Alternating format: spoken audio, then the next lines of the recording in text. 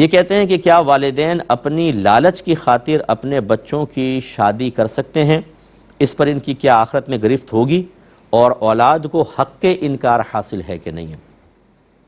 لیکن پہلی بات تو یہ کہ یہ تجزیہ مطلب یہ کہ بالکل درست ہونا چاہیے، اتنی عقل ہونی چاہیے کہ کیا واقعی والدین نے لالچ میں آ کر کیا ہے یا اور صحیح مصلحتیں ان کے پیش نظر ہیں، آپ نے ایک نتیجہ مرتب کر لیا کہ شاید یہ لالچ کر رہے ہیں۔ اگر ایسا ہوا تو پھر شدید اولاد گناہگار ہوگی، ماں باپ سے بدگمانی نہیں کرنی چاہیے۔ سب سے زیادہ میں نے دیکھا ہے اور شریعت بھی کہتی ہے کہ شفقت ماں باپ اپنے بچوں کے ساتھ کرتے ہیں، وفور شفقت بہت زیادہ ہوتا ہے۔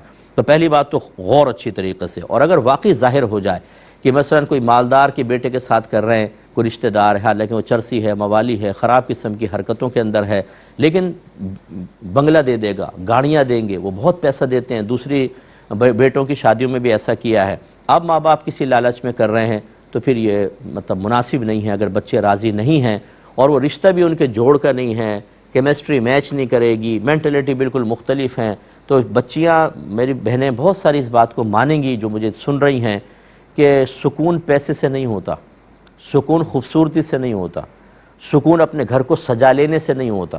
جب آپس میں دل ملتے ہیں، پیار ہوتا ہے، رسپیکٹ ہوتی ہے، ایک دوسرے کی خوشیوں میں خوش ہونا ہوتا ہے، تو پھر جھگی کے اندر بھی خوشیاں ہوتی ہیں۔